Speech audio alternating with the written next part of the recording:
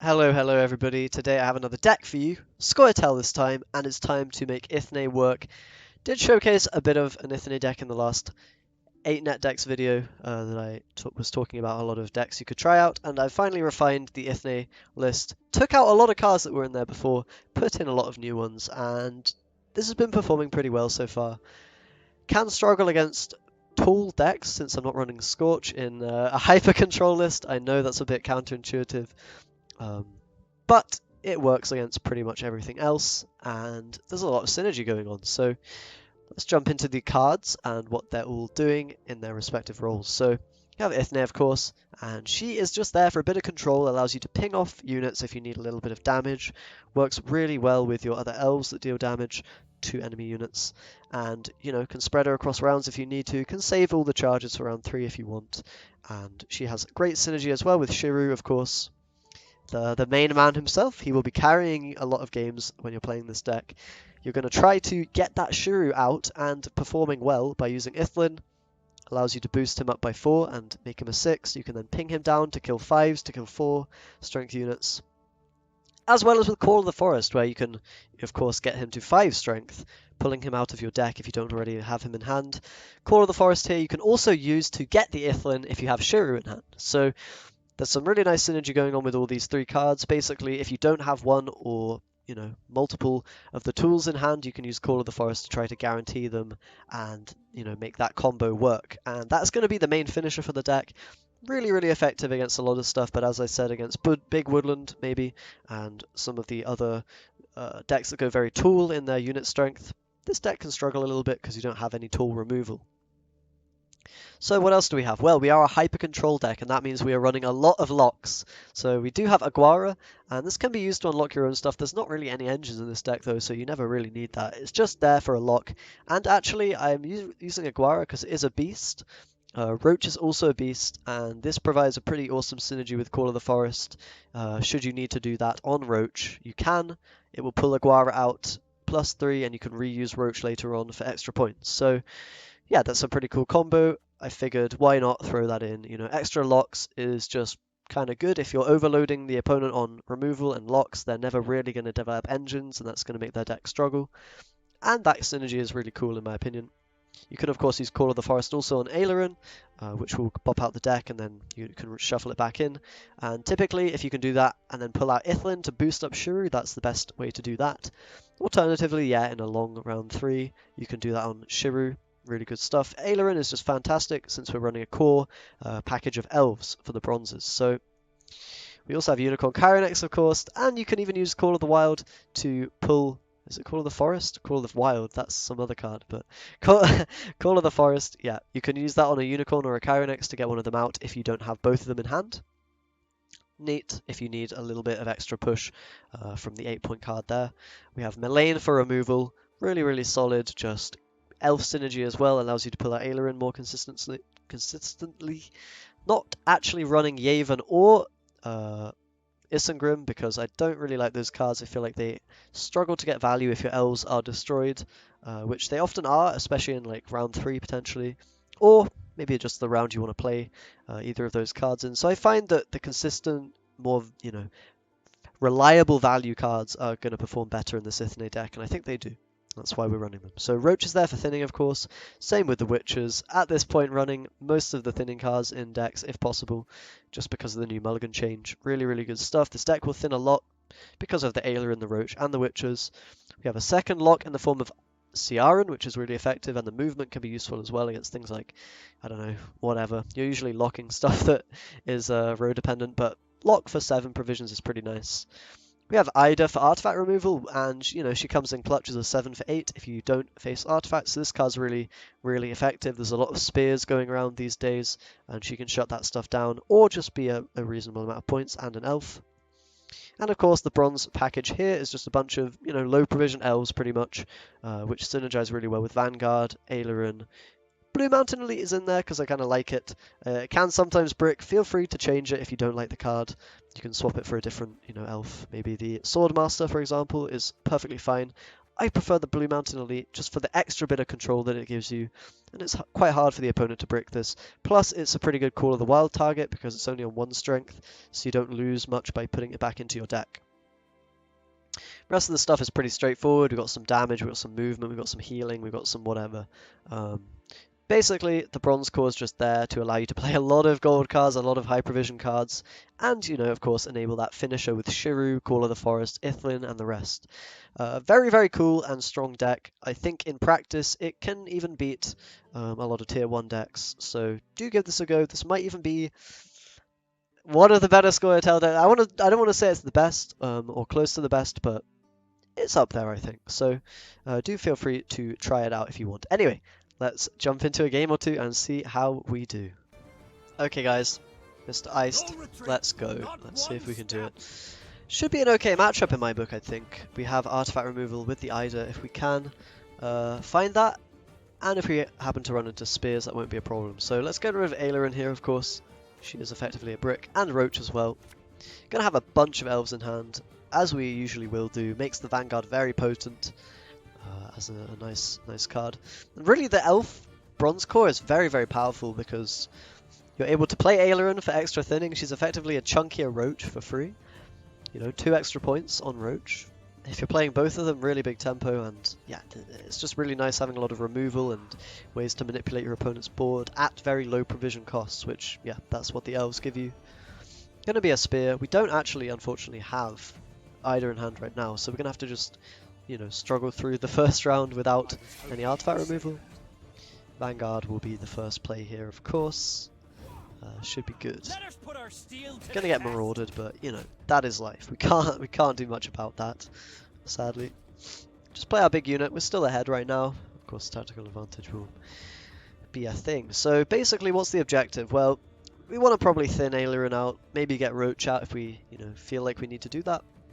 And apart from that, just pretty much going to play a lot of our bronzes out, make sure we get rid of bad cards this round, and hopefully that will allow us to be looking pretty good later on with a lot of powerful cards in the deck. The Shiru finisher, if we can enable that at some point with Eithne, that would be great.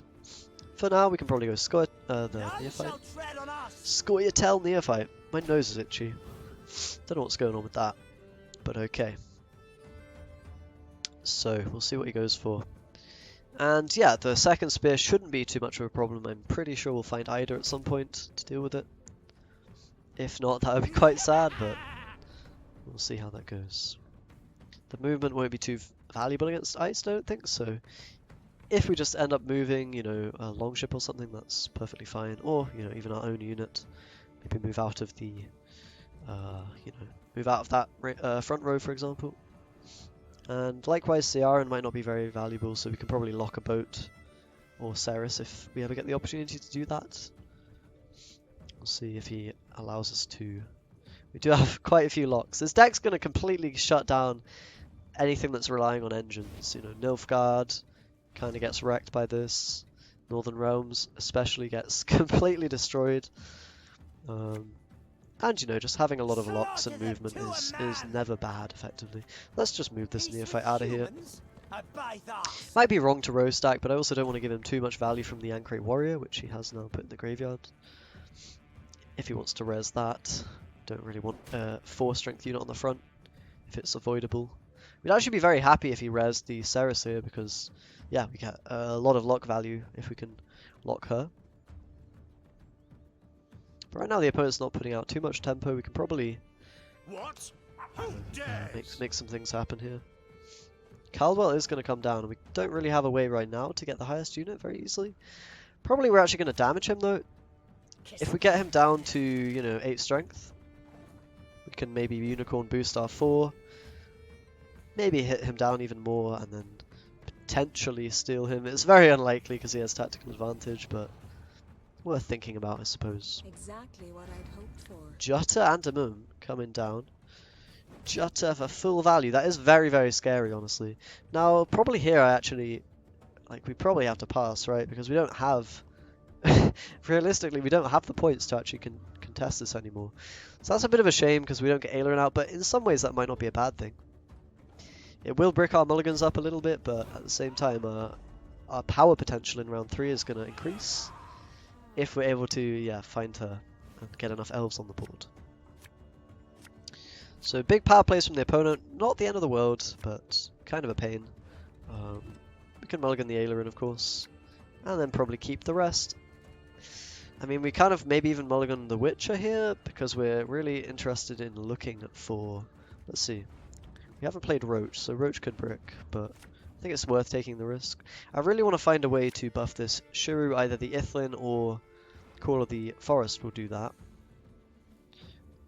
Otherwise, he's not going to be able to find that much value. You know, if he's hitting 2s, he's usually about maybe 6 to 8 points, something like that, which isn't really what you want from your you know, star finisher card, effectively.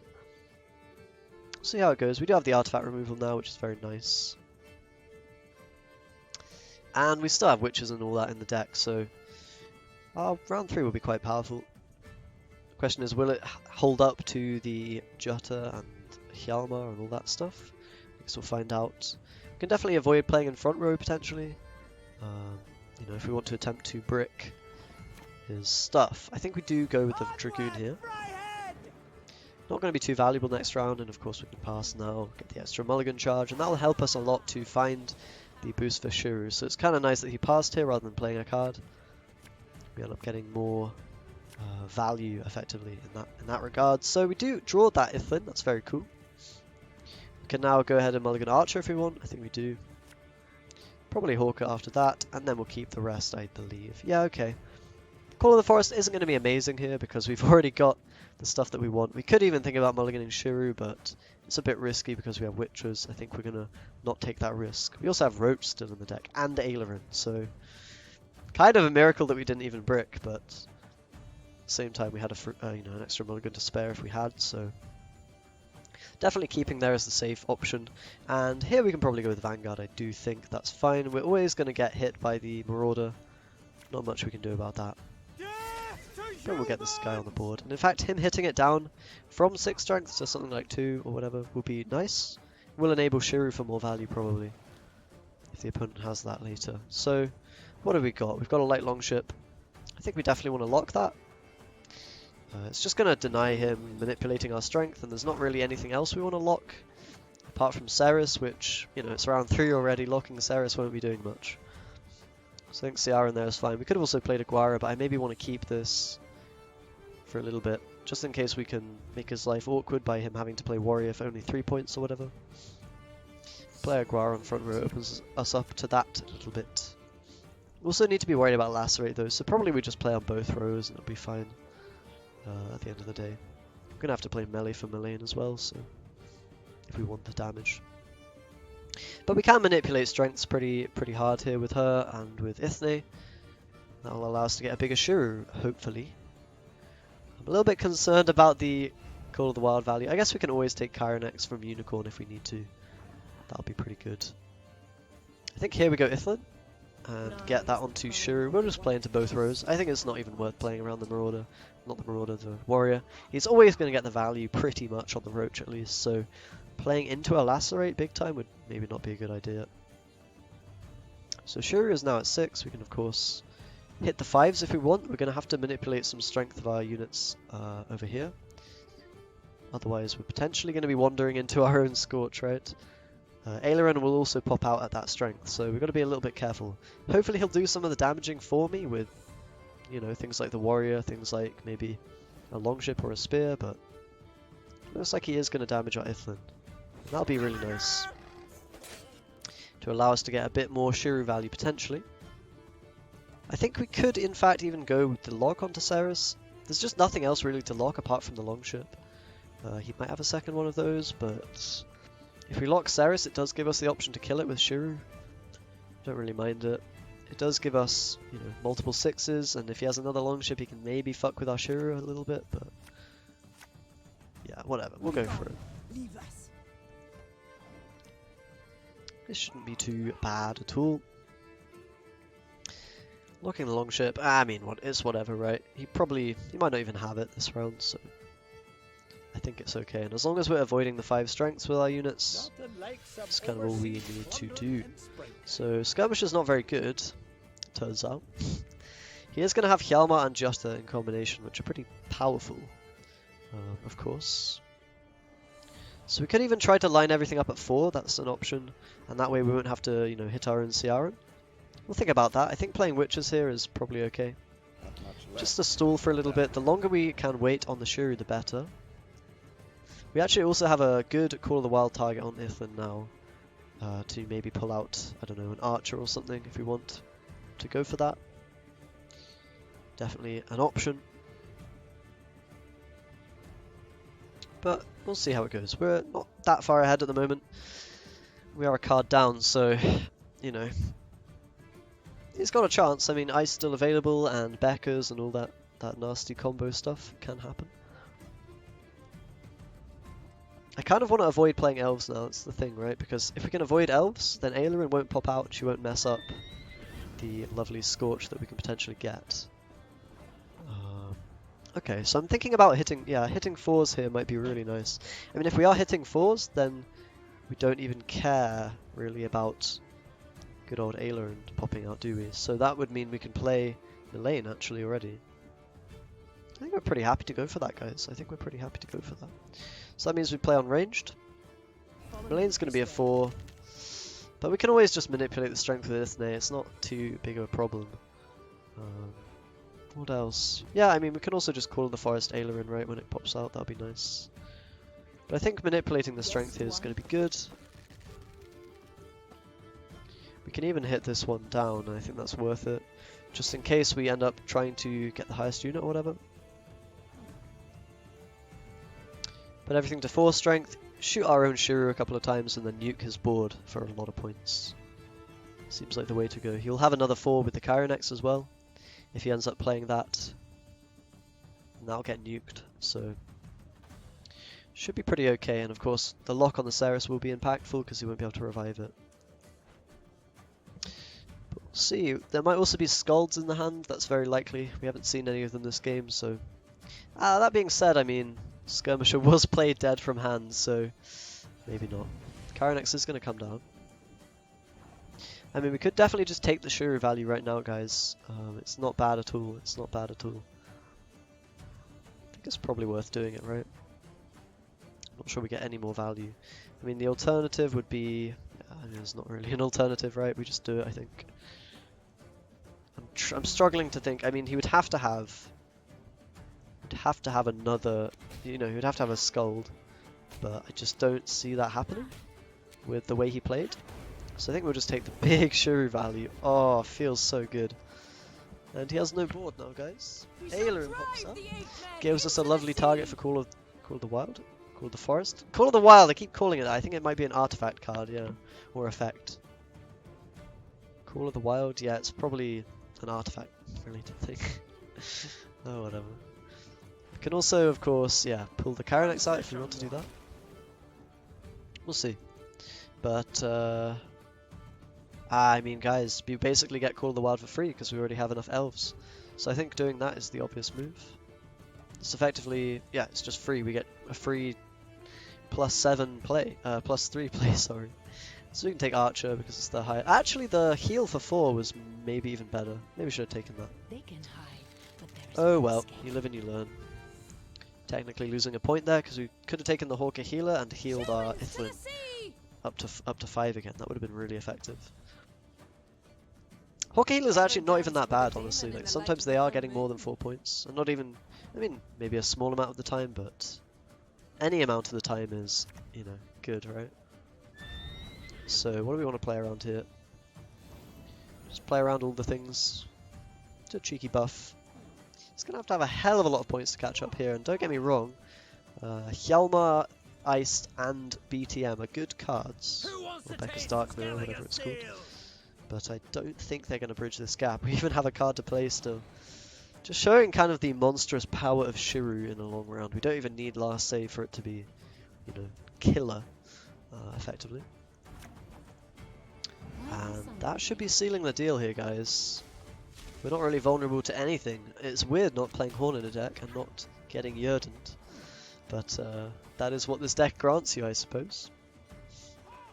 So I guess his last card is Becca's with the Jutta, but that's not really going to be enough. Not even close to being enough, really.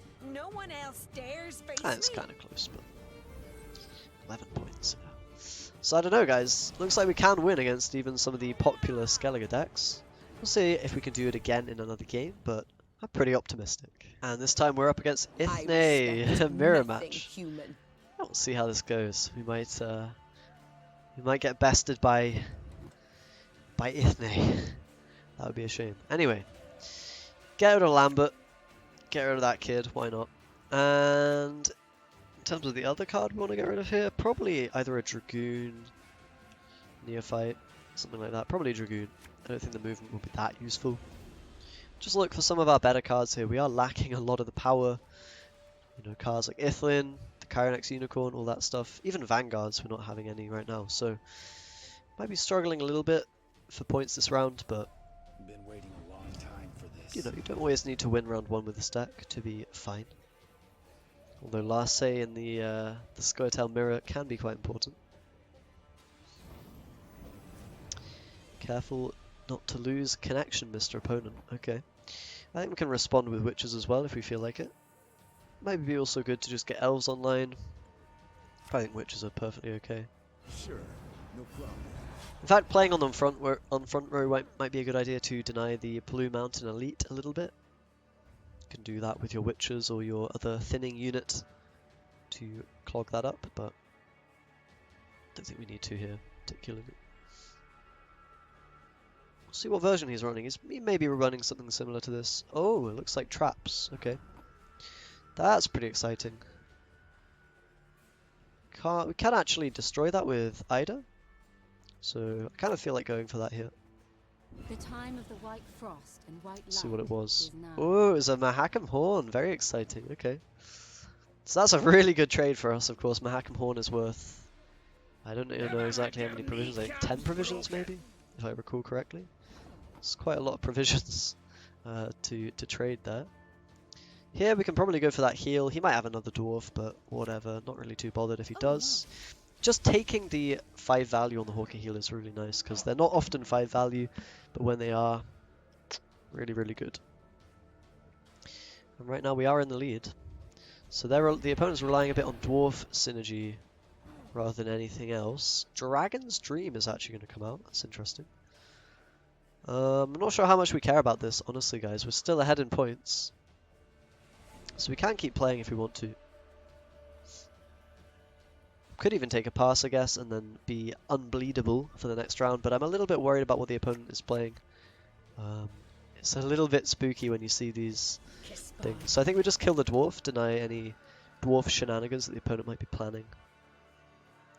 We're going to get set back severely by the Dragon's Dream, but it might not be the end of the world.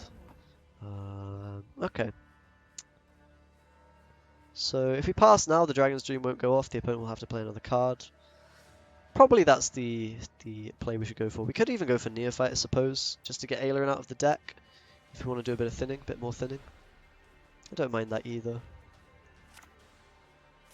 It will mean we're more, you know, easily bleedable next round, but I kind of like this. Pull the Aileron out before we get completely nuked on that row. The opponent can, of course, pass, but we'll be able to make the point difference with reasonable ease. Might have to use Mullane, but that'll be worth it, I'm sure. Pretty interesting. I haven't seen like a Dragon's Dream sort of round 1 play very often, but yeah, I mean it's working to win the round for them, so fair enough. What do we want to go for here, guys? We've got Scoia'tael, Neophyte. I don't know why it's called as... Okay, whatever, never mind. I keep reading the actual card name instead of just calling him Neophyte, it's weird. Ugh, whatever. Probably we just pass, right? And we could play... What are we getting? A Neophyte for 4, and then Mullane for 8? Kadaguara? Doesn't look too hot, guys. We're going to have to use Eithne charges if we do want to win, so I think we just pass. Don't worry too much about winning the round, we should be okay, although we'll see. Dragon's Dream having been played already is nice. That's one less, you know, potential threat that the opponent can have. This hand looks pretty nice. I'm not even sure we want to mulligan anything. Probably Neophyte can go. And then maybe Dragoon, although I'm fine playing a Dragoon out effectively. We're mulligan it. The more, you know, really strong cards we can find, the better. Play the Archer now. But there is no escape. We would love to find Karanek's Unicorn now, that would be perfect. And apart from that, well, Eithne is perfectly okay. Get Eithne. And, you know, Blue Mountain Elite's not great if it doesn't find a target, which sometimes it won't, but it might do here. We'll get rid of Hawker Healer first, then potentially the Elite. How many targets do we have for these guys? 1, 2, it's like 1, 2, 3, 4, 5. So this is kind of a lot of points. It's like a decent amount of points. I think we probably get rid of this Blue Mountain Elite. Ah, we could even get rid of Shiru just to get a 5 strength Call of the Wild, but Call of the Forest. Ah, I keep calling it that. Okay, that mulligan was worth it, I think. Getting our power cards. So we can definitely start with the Dragoon, the Vanguards. Probably on the back row, I think, to start with anyway. Death to humans! A little bit worried about him having more of those dwarves. It's very possible. Alright, another one. We've got some locks available, so any kind of tricky engine nonsense will be shut down by us, but they might have other things that we need to worry about. I'm a little bit scared of them having Shiru and other nonsense. That's a lot of 2-point dudes. We could just clear this board up, guys, with the Shiru right now. It's not bad value. The question is, can we get better? And the answer probably is yes. I mean, I don't hate just playing Mullane and all my Eithne charges to clear this up as well. That could be a good option there. The only issue is then it becomes very difficult to negotiate Shiru value.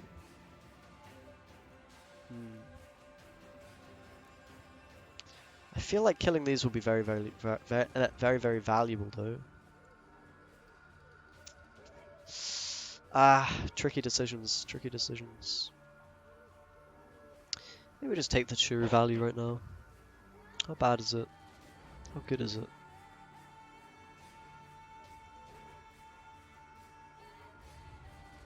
That's a tough one, guys. I'm not even sure what to do. Guess we can just play this. Nigh is the time of the white frost. Won't go crazy with any crazy plays here. But I think it might have even been worth killing those. We'll see. It's just like Isengrim can come down for big points, Yavin, stuff like that. Little bit worrying. I never miss. Little bit worrying indeed. But okay. So of course our 5s are being threatened a little bit by the opponent's Shiru. Not sure how much I care. Not sure how much we mind that. In reality, it's probably a bit of a problem. But do we want to play a Unicorn into a Scorch? I'm not sure we do want to do that either. Alright, I think we'll play it here. It shouldn't be too bad. We just need to avoid the big Shiru value. We should be okay, reasonably okay. Can of course use our leader to avoid the enemy Shiru potentially. Gonna be hit with the Mullane on everything, that's a bit weird. But okay. Understandable, maybe, respectable, I don't know, whatever. My head is hurting here, guys. It's tricky with Shiru, you gotta find a spot for him to work. And honestly, maybe just taking it on the Neophytes was correct, I'm not sure. Not sure about that. But what are we doing now? That's the real question. We could kill a couple of Neophytes if we're worried about Isengrim coming down. It might be worth it.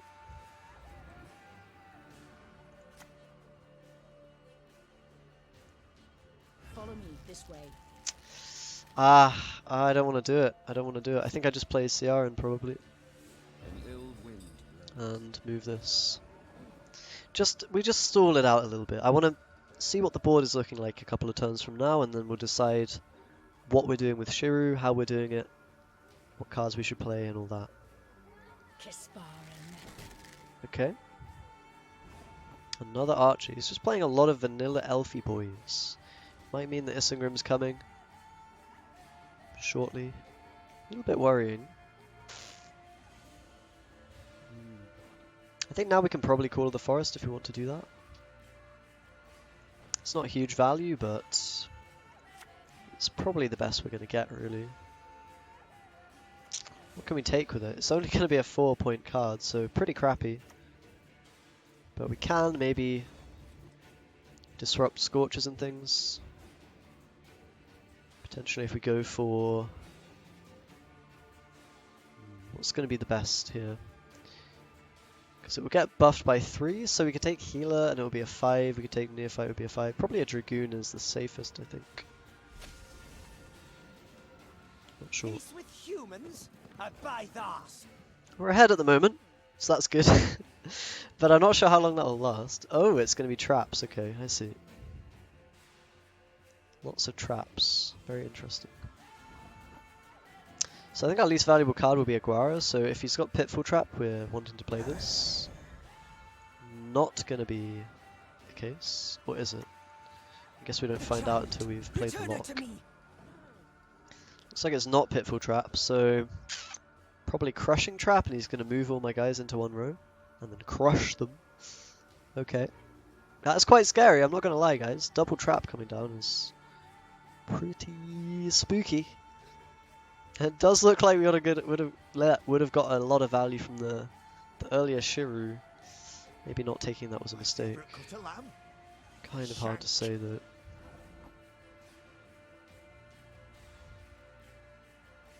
Alright, so I think we can start pinging dudes. The question becomes, what are we going to Shiru? It might even be worth Shiruing the 4 strength units. So let's have that in mind while we damage all the neophytes, I think. With Melee. I'm going to try to avoid killing 4 strength guys. I have a feeling that's a Pitfall Trap, guys. There's 2 Crushing Traps, so the next one will be Pitfall Trap, I suppose. I mean, there's actually merit to letting Shiru take the hit here, isn't there? There is merit to that. And how many points is he? He's 6, and then he probably be some more. So probably Kyronix is better to play.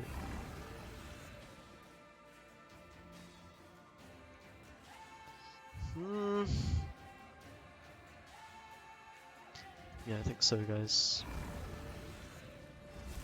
There it is. It's actually going to be very close. He has a lot of points. I am who I need to be. Turn an allied trap. Oh, very clever. Okay. That looks like he got me. Fair enough. And that's how it ends. Wow. Trap Eithne. Really interesting. I think we suffered from not really knowing what we were up against, in particular here. That's what meant we were losing here. But okay, fair play. That was pretty powerful, actually, denying my finisher cards, effectively. I think we would have been looking maybe a lot better if I had gone for an earlier Shiru. But we'll see what the last card is and whether we actually would have had a chance to win. Anything in particular? It was a Regis. Pretty scary Regis at that. Damn, I've never even seen this deck in action, but that was pretty cool. Alright, well, there you go. That shows you a win and a loss with this deck. It is possible to lose with, especially if you don't get those big Shirus off, which obviously we weren't able to do there. But either way, pretty cool deck, pretty fun. I want to try Trap Scoia'tael now, I'm not going to lie. Maybe that'll be a video for another day. But anyhow, hope you enjoyed this one, and I'll see you guys next time.